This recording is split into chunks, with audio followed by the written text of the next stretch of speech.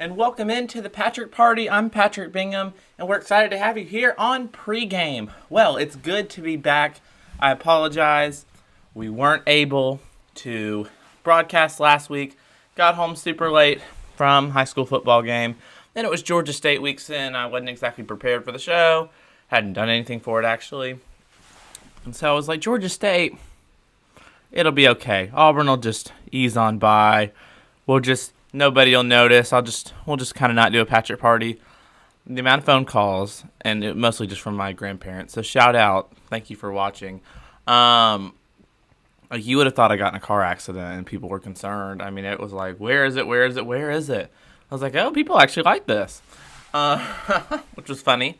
And then Auburn didn't breeze by Georgia State, so it was kind of like, well, man, this is crazy. And we'll get into all the Auburn storylines that have dominated the headlines all week. It's been kind of bizarre. So, other miscellaneous announcement, I guess, before we get started, is we started later today. Was doing crazy things, but we're here. And we're going to talk some college football for about an hour. I have no idea what time this is going to start or end. It's going to be one of the more off-the-rails type of shows, but we're excited you joined us with us here on this Saturday morning, week 5 of the college football season. And orange you glad. My orange. The Patrick Party is back in business here on this big game day. There are lots of top 25 matchups all throughout the country. We got a big one between Arkansas and Georgia, another SEC matchup that's in the top 25 between number 1 Alabama and number 12 Ole Miss. We have a big non-conference, but I guess Notre Dame's not in a conference, so everything for them is non-conference. Notre Dame, Cincinnati, that's a big top 15 matchup. You also have Baylor, Oklahoma State, 19-21. So it should be, I mean, there's a lot of great matches. And then you have Auburn, LSU. You have teams that aren't ranked, or it's ranked versus unranked, like Michigan, Wisconsin, Auburn, LSU. I think Tennessee, Missouri could be interesting today. But there's lots of great matchups. So we have a lot to talk about here on the Patrick Party. And we're excited you joined it with us. So just a little bit of format of our show. Just an FYI for you, so you kind of know what to look forward to. First half-ish of this show, we're about to go through all of the Saturday slate, so we'll kind of briefly talk about each game, kind of just some keys, trends of teams, that kind of thing. Then second half, and probably the majority, I would hope, of the show will be dedicated to this Auburn-LSU matchup. We'll honestly have to start a week back looking at that Auburn-Georgia State matchup, and then just LSU from this entire season, and then just kind of build up to this game kind of like it has all week. And then, we'll talk about the game in Tiger Stadium at 8 o'clock. I mean, oh my gosh. It's going to be hard to wake up for church in the morning, but we have to do it.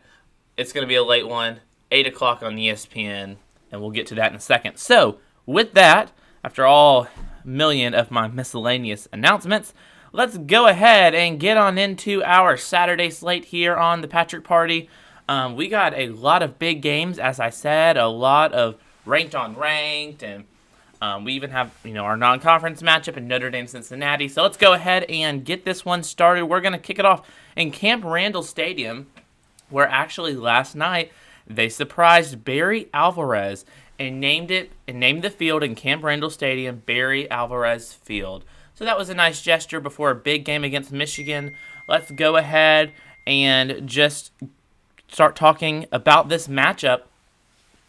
First off, Wisconsin, they have struggled this season. They played in some big games, and they've just straight up not won them. I mean, we all know, especially if you're an Auburn fan and you follow, and you were following Penn State to see, looking ahead to that Auburn-Penn State matchup, you know that Wisconsin played Penn State on Big Noon on Fox to kick off the season. And it was a very, very close game in Camp Randall. Penn State was able to pull it out in the end. And then Wisconsin lost to number 12 Notre Dame and 41-13. So it's just been, they haven't been able to get a big win. Their wins have been against Eastern Michigan.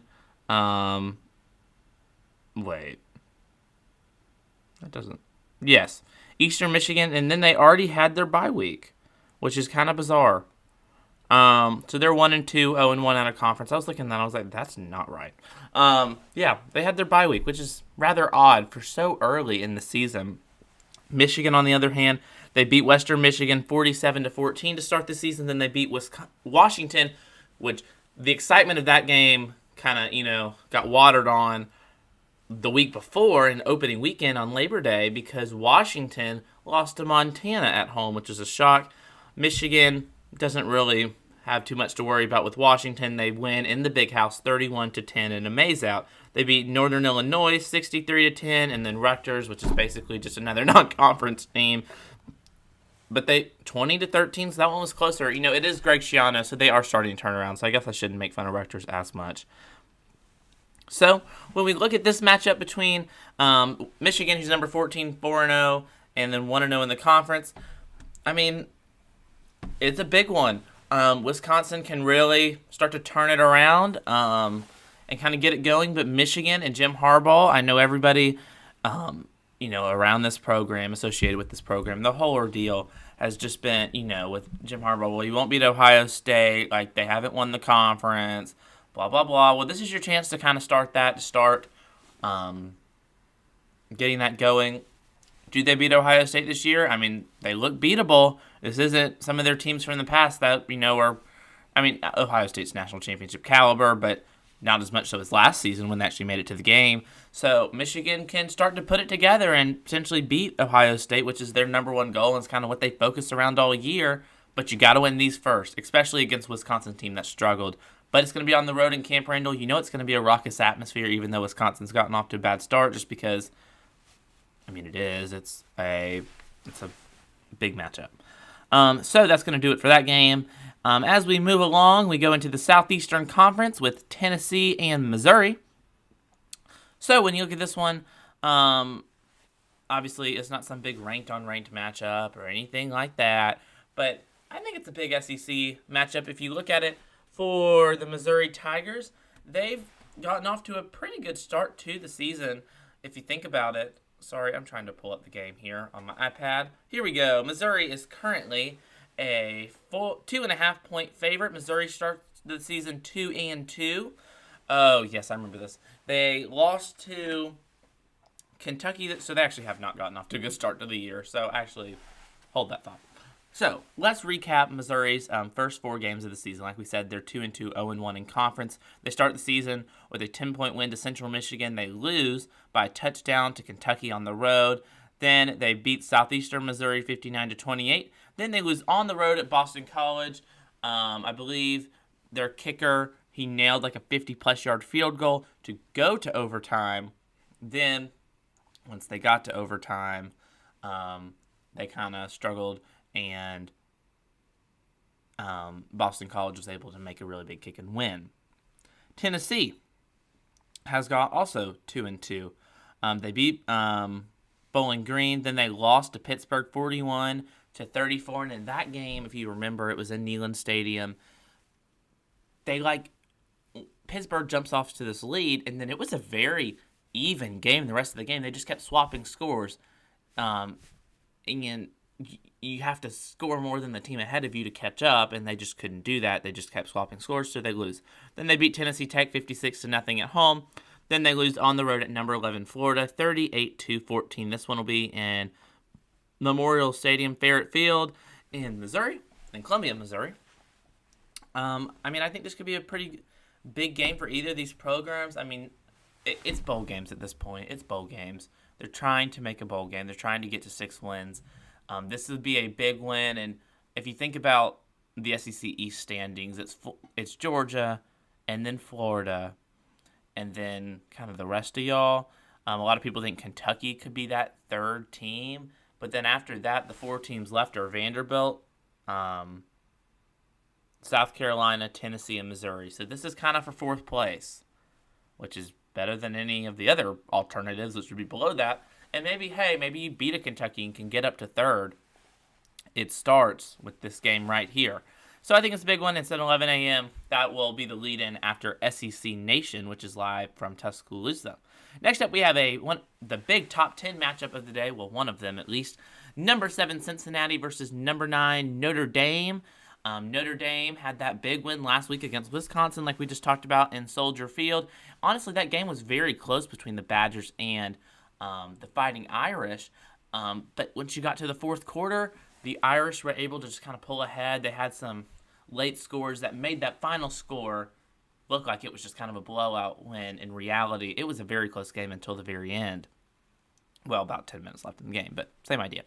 Cincinnati, obviously they've had a pretty good start to the season. If you think about it, one thing I would look for in this Cincinnati, oh gosh, my whole iPad, y'all, it's struggle bus this morning. Okay, this game will be on NBC because we all know Notre Dame has the whole NBC deal. This game will be in Notre Dame Stadium in South Bend. Let's go ahead and look. Cincinnati started the season off 3-0 with wins against Miami of Ohio, Murray State, and then Indiana 38-24. And then they had their bye week, which is odd. People taking their bye weeks really early this year, like weird. So they won 38-24. Notre Dame, they started off the year with that big win on the road at Florida State, which the shine has been totally taken off that game. Let me tell you, Florida State, you want to talk about struggle bus, they're struggling more than my iPad this morning. I mean, poor Florida State. Then they beat Toledo. They had that really close call with Toledo. They won 32-29. I believe they had to kick a field goal to win.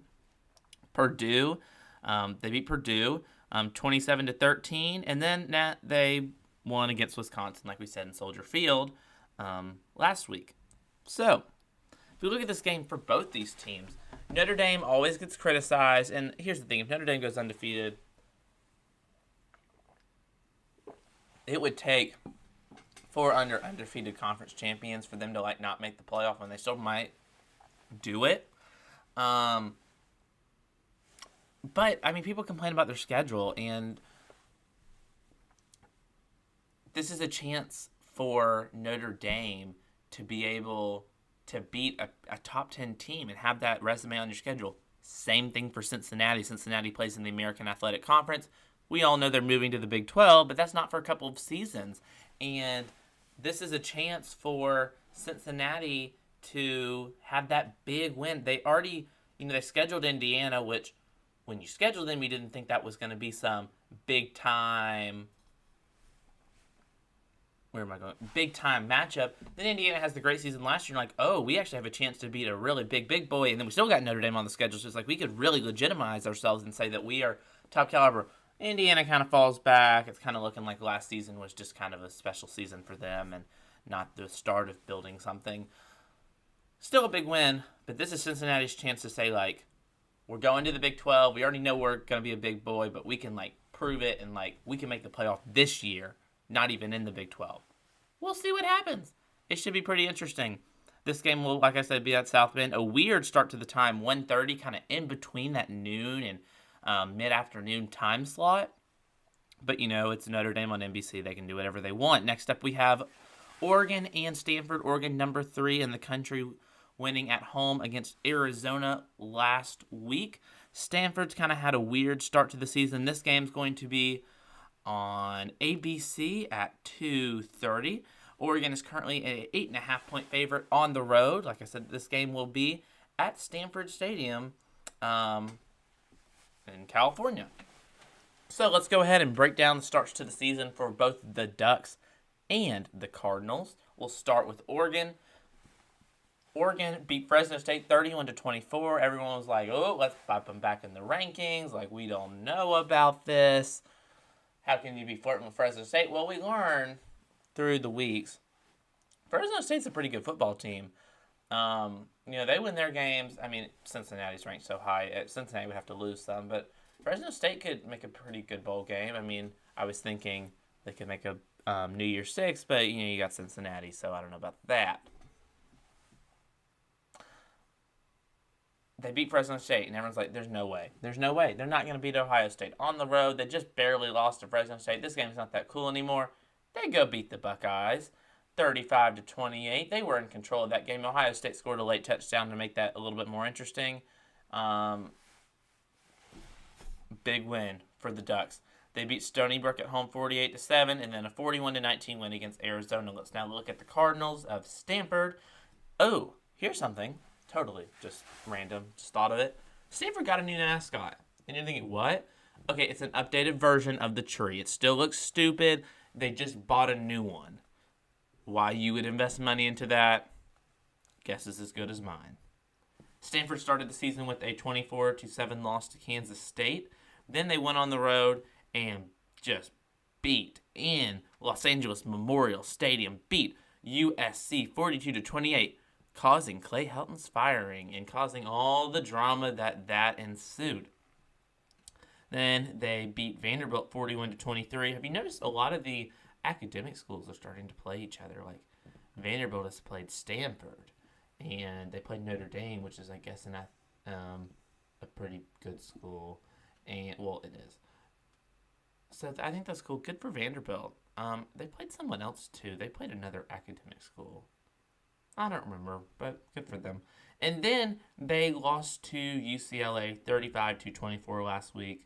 So yeah, Oregon is an 8.5-point favorite. Oregon's looked really good, trying to represent the Pac-12 in the playoff. You know, we're making our picks later, but I think you can tell where I'm leaning on this one. And then in Bryant-Denny Stadium, a top 15 showdown between the Tide and the Ole Miss Rebels. Everyone wants to talk about every time Nick Saban plays Jimbo Fisher, Lane Kiffin, Kirby Smart, or someone else outside of the SEC that is a Nick Saban, part of the Nick Saban coaching tree. When is he going to lose his opponent? That's been one of the most incredible things. Nick Saban's done a lot of incredible things at Alabama, no doubt about it. But he's never lost, and everyone knows because the ESPN only throws up that graphic 52 times during the games. He's never lost to an opponent, or not an opponent. He's lost before. Where's my pen? It's there somewhere. He hadn't lost to a former assistant. Lane Kiffin is a former assistant. He was the offensive coordinator, and I'll never forget, Lane Kiffin was the offensive coordinator at Alabama, and you remember he took that Florida Atlantic job. And he said, well, I'm going to finish the year out at Alabama, and I'm going to coach that national championship game. And after their semifinal, Nick Saban said, you're fired from a job. You're fired. And it was like, he got fired from a job he had already quit. Wild. Just wild. Wow. I don't even know how to respond to that. So, let's look at Alabama. We all know they've been pretty good so far. They had a close call with Florida a couple of weeks ago, but other than that, we'll just read through it. They killed Miami, they killed Mercer, they killed Southern Miss, but before that Southern Miss game, they played at number 11 Florida. They got up 21-0 or something like that, and it got interesting. My favorite word. It got interesting.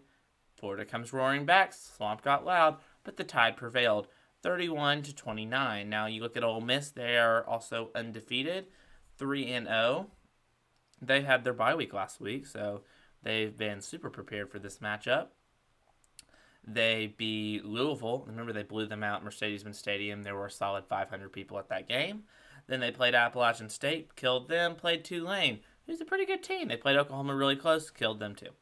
61-21. This one will be in Bryant-Denny Stadium. This is your SEC on CBS game.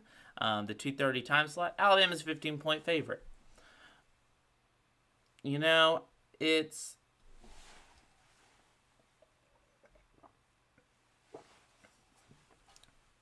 I think Ole Miss can put up a fight. The question is that both the offenses are really good. Arguably, you could even say Ole Miss's offense is a teensy bit better. But Alabama's defense is significant. Even Ole Miss's defense has improved. Alabama's defense is significantly better than Ole Miss's. And that's going to be your key. Everyone's going to talk about how last year Ole Miss hung up a whole bunch of points on Alabama and gave them a run for their money. I just don't see this game. I think it could be close and it could be an interesting halftime score, but I think the team in the red, they're both red. The team with the elephants might pull away late. And we have another team I don't like coming up on the slate. Georgia and Arkansas. Rooting for Arkansas. But, let's talk about this is a big top 10 showdown. Another one, the second top 10 showdown of the day. Then we have some top 15 showdowns, like that Alabama Ole Miss game. So, for Georgia, Arkansas, it's truly been incredible. Good for Arkansas. Arkansas, Texas state champions. They blew out Texas 40-21. Then they beat Texas A&M 20-10. Then they beat Rice 38-17. Texas state champions. Congratulations, Arkansas Razorbacks. Arkansas has looked really strong. This is another. So you have Lane Kiffin and Nick Saban, the master and apprentice type vibe. Same thing at Georgia. Kirby Smart and then Sam Pittman, who was the offensive line coach at Georgia prior to going to Arkansas. Master apprentice. Same kind of vibe. Georgia's a 16-point favorite, but Georgia's a 16-point favorite. So ESPN really screwed this up, people. ESPN made Georgia-Arkansas their 11 a.m. game. 11 a.m. And it's this big of a matchup. And they made their Saturday night football game the Penn State-Indiana game. You should have flipped those because this has to now compete with Big Noon on Fox, and Fox doesn't really have a big game at night. Not very smart, but whatevs. I don't know. I don't make the decisions. So let's go through Georgia. They beat Clemson. They also beat UAB, South Carolina, and then they killed Vanderbilt 62-10, which is actually the biggest blowout SEC versus SEC in quite a long time. So you know what? Congratulations, Georgia. Georgia has it's going to be very fascinating to watch Arkansas's offense go against Georgia's just dominant defense. Fascinating. I'm actually very excited for this game. Next up, we have Kentucky and Florida. Kind of a rivalry. It really just has gotten lots of storylines because over the past lot of years, because Florida had like a 30-game win streak on Kentucky. Then in Dan Mullen's first season, he did something no Florida coach had done in 30 years.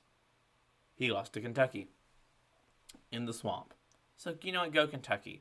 This game, probably not going to be very good. Florida, they played Alabama really close, so they didn't really drop in the rankings after that loss. A lot of people just kind of said, well, it's Alabama, and, Florida, we're just going to keep being nice to you, I guess. I don't know.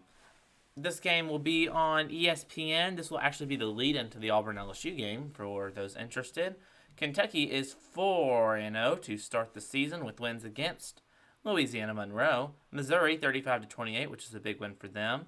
Chattanooga, 28-23.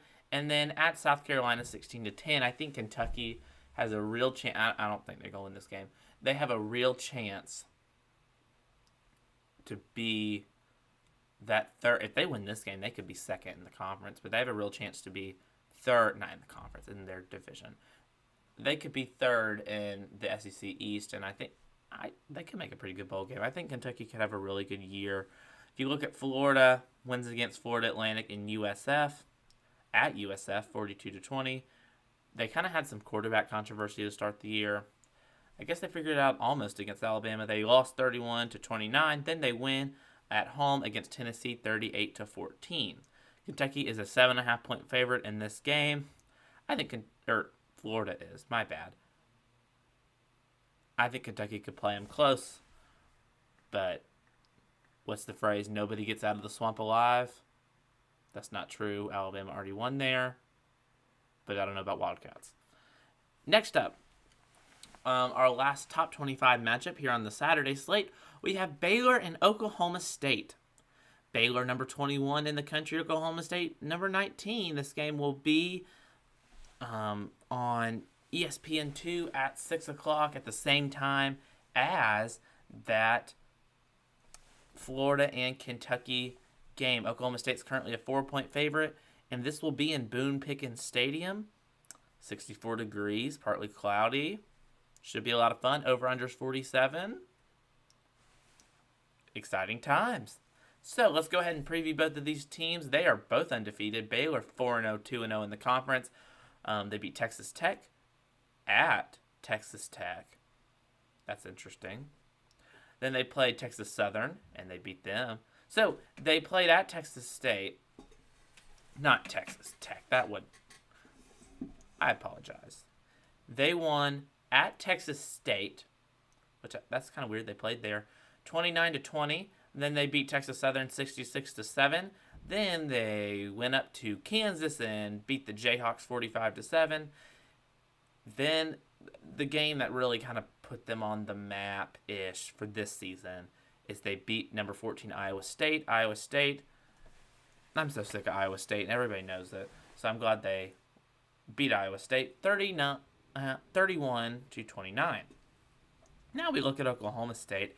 They beat Missouri State 23-16, Tulsa 28-23, Boise State 21-20 on the road, and then at number 25 Kansas State, they won 31-20.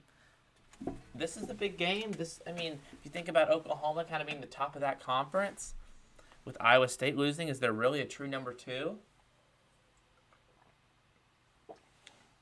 Maybe it could be Texas, but who knows?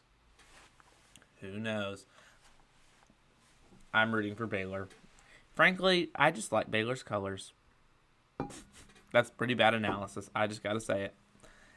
And then, the game most of our viewers have been waiting for here on the Saturday slate. Auburn and LSU. Tigers on Tigers. People like to call this the Tiger Bowl. I think that's incredibly stupid. Don't call it that. If you call it the Tiger Bowl, blocking you on Twitter. I'm not, but because it'll probably be someone I like on Twitter. That's not what the game's called. It's just Auburn LSU. Oh, man, do we have a lot to talk about with this game. Where to begin? First, just regular-ish year. Auburn LSU's always wild. It's always wild. Something always happens. They're talking in the press conference this past week, and oh no, my sticker. Also, I apologize. I told people I would send them stickers, and I have not yet. It's on the way. Actually, I have all day to do it. Your stickers will be in the mail. They will be in the mail. They look like this. They're blue, and they say, Patrick Party says War Eagle. Back to this game. They talk in the press conference, and they're like, oh, Brian Harsin. They're trying to tell, Brian Harsin's been in loud stadiums before, but, he literally just went to Penn State. But Auburn LSU's something different.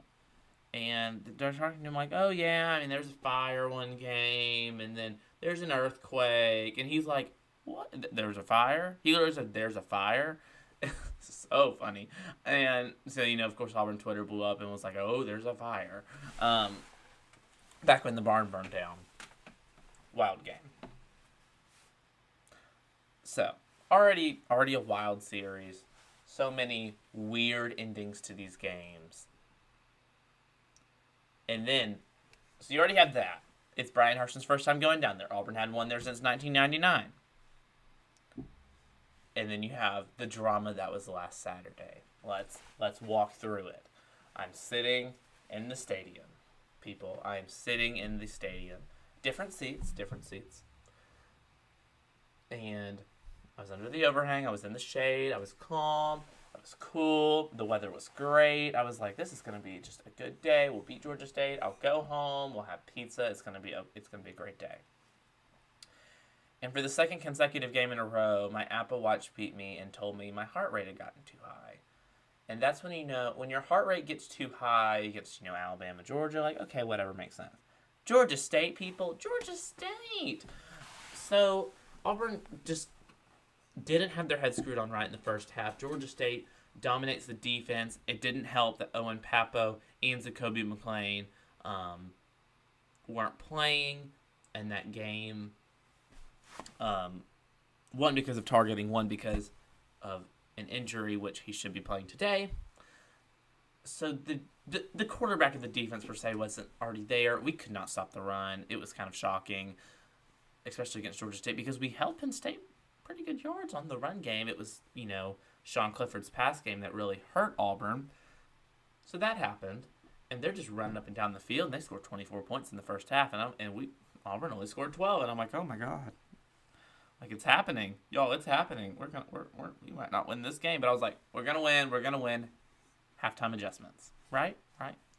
Then we go out and we keep doing bad, y'all. We keep doing bad. Like it's not working. We keep kicking field goals. I mean, the bad joke in the stands is like, oh, well, we only need 4 more field goals to beat them. And like, oh my god, score a touchdown, people. And so we're all up there, and I'm like, oh no, like we're not gonna win this game, people. And then you start having people get frustrated, and they start booing the team. And I'm not a big fan of booing the team. If they lose to Georgia State, boo the team. Like, I get it. You shouldn't lose to Georgia State, but in the middle of the game, like, what are you really? Are you helping the team? No. And then they start chanting for TJ Finley, and it's like, oh my god, can we just... A day without controversy would be wonderful. Well, we got some controversy, people, not because of the chants, but just because they needed to. TJ Finley's put in. He was not that much dramatically better. Let's be real here. I mean, Bo Nix was having a horrible day, and part of it, I mean, he could have just been having a bad day. Part of it, he had that shoulder injury kind of against Penn State that nobody talked about all week. Nobody talked about after this game. Only people that mentioned it were on Monday afternoon on the drive. Shout out Bill Cameron and Dan Peck and whoever that Monday guest was, because they talked about the shoulder injury and nobody else has talked about it all week. I bet you, and I don't know, this is just totally me just talking here. I think his shoulder was hurt. 100%. I think the shoulder was hurt. And that didn't help. Now, he still played bad. Like, let's not act like... He was just rattled back there. I don't know. All I know is he played bad. And they put in TJ Finley, and he went on a 98-yard drive and won the game on a big 4th down pass to Cedric Jackson. Auburn wins. Auburn then gets a pick 6 from Smoke Monday. Another interception for Smoke Monday. Auburn's able to win the game. But I'm sitting there in the stands. I'm like, we're winning. Everyone's like, oh my God, we won. Woo! And I'm like, the controversy has started. People, Twitter has been electric this week between the Bo Nix, TJ Finley, who's starting. It's so hilarious because there are people that are like, it's 100% TJ Finley. Like, he is starting, sign my name. Like, it is happening. And then there are people like, no, it's Bo Nix. He is starting. What camp do I fall under? I kind of think Bo Nix is going to start. I do. I could see it go either way. I think Bo Nix is going to start. You can say what you want about the coaching staff. Oh, I didn't even mention... Well, we'll get to this in a minute about coaching staff. If TJ Finley was that dramatically better, don't you think he would have just started the whole time? Like, he was the backup for a reason, people. Like, let's be real. Now, so we have that happen. That controversy is going on Sunday night. And you have like we already lost to Georgia State. Then, people, just to pile on the storylines and everything being wild. Auburn fires wide receiver coach Cornelius Williams after 4 games on Sunday afternoon/evening. Brian Harsin confirms it in the press conference. Just wild. So, Brian Harsin was right when he said this in the press conference. It's not a good look. It's not convenient. It's not good. There's very few positives initially from firing a coach. It can hurt you in the middle of the season, wide receiver coach. It can hurt recruiting. It can hurt preparations for the next couple of weeks. You got to get buy-in from the players with the new guy. And I don't think Auburn makes this move if they don't have a replacement. And they did. Eric Keypass. If I say it wrong, just message me because I don't think I said that right. But Eric, we're gonna say Eric. Hire Eric. Former offensive coordinator at Boise State. He's been wide receiver coaches at he's had lots of he has a very good resume. I feel pretty good about him. I mean, I think he's proven, and The thing with Cornelius Williams, and if you if you go to patrickparty.com, and I wrote about Brian Harsin's new coaching staff, I did it in like phases. Okay, so I did like SEC connections, and then it was like the Boise State guys, and then it was like there's another category. It was like Alabama connections, and he was under the Alabama connections, and it was Auburn men, SEC/Alabama connections, and then Boise State people that he's bringing over. And in the SEC Alabama, it was Cornelius Williams, and he is not been in the SEC before, but he had, stopped. He played at Hoover High School.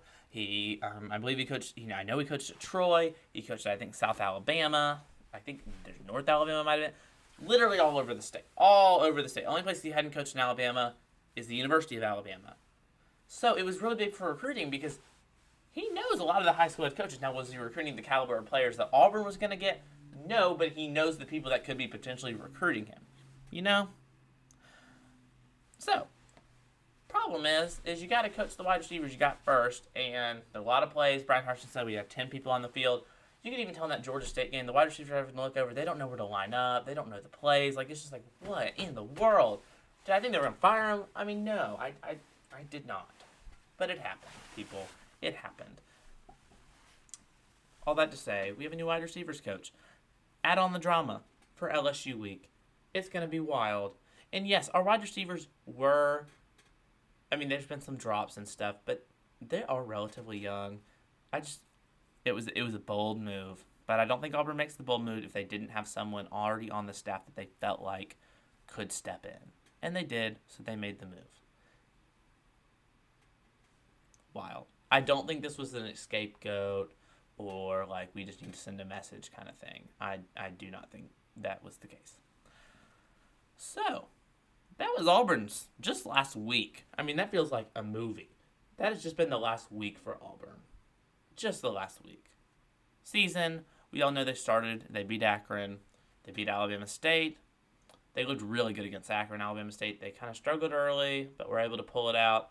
They lose on the road at Penn State in a very close ball game.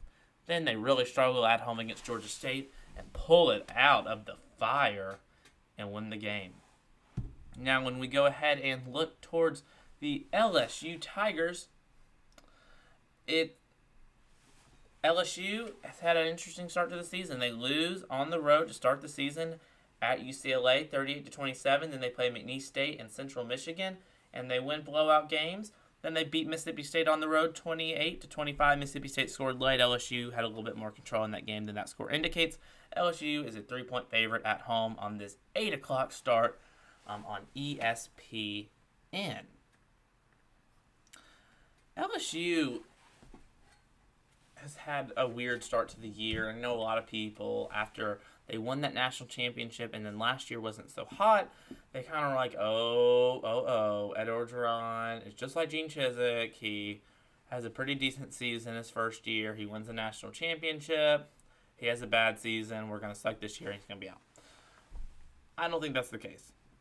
I think at the end of the day, if the stats continue to prove that point, then the stats are the stats, and there's nothing you can really argue. I just personally don't think that is accurate. LSU has had problems. This is why this game is fascinating. There's a million reasons why it's fascinating. When we get to a pure, just forget all the crazy storylines I just talked about. Pure football. Pure football.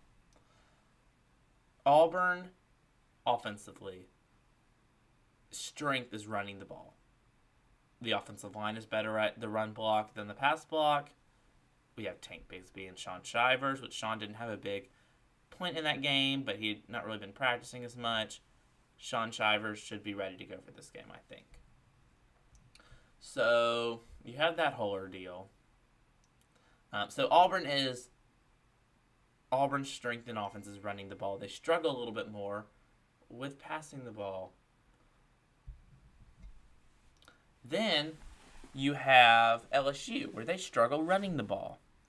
But then they can pass the ball. And Auburn's had some problems, especially against Penn State with getting the pressure and being able to, guard all the people too in the secondary. So this game is kind of it should be very interesting.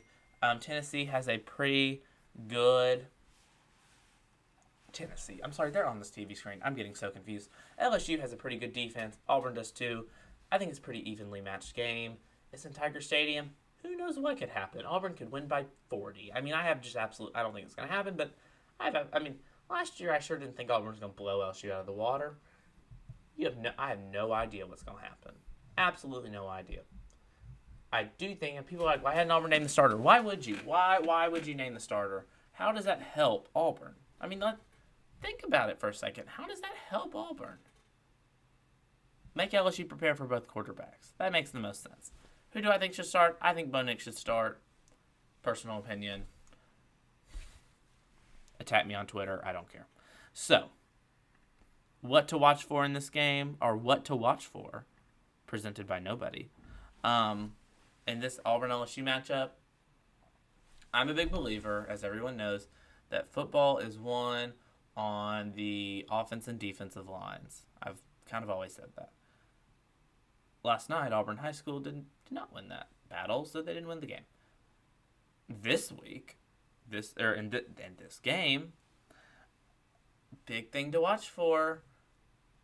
Can Auburn's offensive line give Bo Nix or TJ Finley a chance to win? Same thing with LSU. Can that offensive line help establish the run for the Tigers? Team that has the better offensive line. It's a lot like that Penn State game. Team that has the best quarterback play and offensive line together will win this football game. That is our what to watch for. Let's now go ahead and get into our Patrick picks here on Patrick Party Pregame Show. Alrighty. Here we go, folks. Welcome in to Patrick Party Pregame. We're excited you joined it with us, and it's now time for Patrick Party Picks here on the pregame show. Remember, you can watch our pregame show every Saturday morning, 8 to 9 in the morning. We're excited you joined us here. Let's go ahead and get started. We have this Michigan-Wisconsin matchup. Michigan, number 14 in the country. Wisconsin has those losses to Penn State and last week against Notre Dame in Soldier Field. I think it could be a pretty good matchup in this one. They just named the field after Barry Alvarez and Camp Randall. There'll be a big crowd. I like the Wolverines, though, and this one. Then we have a top 10 matchup in Stanford Stadium, number 2 Georgia versus number 8 Arkansas. Arkansas has had an incredible start to the season. They beat Texas and Texas A&M pretty handily. Georgia beat Clemson. That Georgia defense is elite, and I think this matchup in this game that you want to watch is that Arkansas offense versus that Georgia defense. I like Kirby Smart's defense a little bit better. Sorry, Sam Pittman, but I'm going to have to pick the Georgia Bulldogs. Next up, we have Missouri and Tennessee. This is a big game, middle of the pack in the SEC East. This one will be at Missouri. It's a big game for both of these programs. Josh Heupel could use a really big win. Missouri's not gotten off to the start they wanted to, especially with that loss last week against Boston College. Who do I pick in this one? Missouri. Then, next up, we have Notre Dame and Cincinnati. This is a big game for both of these teams, especially since a lot of the complaints about either of these teams is, well, I don't know about their scheduling. Notre Dame, they don't play in a conference. We don't know about their scheduling. Cincinnati, they play in the American Athletic. I don't know about their scheduling. Well, they're playing a top 10 team today. Who do I like in this one? I do like the Fighting Irish at home. Sorry, Cincinnati, but you'll have big games to play in the future because you're moving to the Big 12. Then we have Oregon, Stanford. There's not much to talk about in this one. Oregon's really good. Stanford's kind of moved around. They've had some big wins when they won at USC. They've had some big losses. I like the Ducks on the road in Stanford. Then you have Alabama, Ole Miss. A big top 15 matchup. Alabama and Ole Miss's offenses are very comparable. You could make a case why either one is better, but Alabama's defense, I think, is significantly better than Ole Miss's, which is why I think the Crimson Tide will pull it out in Bryant-Denny Stadium tonight on CBS. Then you have Florida, Kentucky, a big matchup for both of these programs. It's on the road in Kroger Field. It's kind of like a rivalry, especially after Florida beat them 30 in a row and Kentucky finally won. I like the Gators in this one. Then you have our last top 25 matchup. of the day, you have number 21 Baylor, number 19 Oklahoma State. Both teams are undefeated. They've had surprisingly pretty good starts to the season. Sam Boone Pickens. I want Baylor to win, but I'm going to have to pick Oklahoma State in this one. And then Tigers versus Tigers in Tiger Stadium. It's Auburn, LSU. Something weird is just bound to happen. I mean, I don't know. It's just something weird's going to happen because it's been a weird week. Maybe we're trying to get all the weirdness out with, the Georgia State, the quarterback controversy, having to let go a wide receivers coach. I like Auburn in this one, but LSU could certainly win. If Auburn wins, very close. Auburn hadn't won there since 1999. It's about time to get it done. So I'm going to pick the Tigers in this one. Well, that's going to be it for the Patrick Party here on our show, Pregame. We're excited you joined us with us. Remember, every single Saturday morning, we'll be here for you, 8 to 9 on YouTube, Twitter, Facebook, PatrickParty.com. We're excited to have you with us. Our picks will be uploaded on our social medias in just a little bit. That's going to be it for Pregame. Enjoy your college football weekend.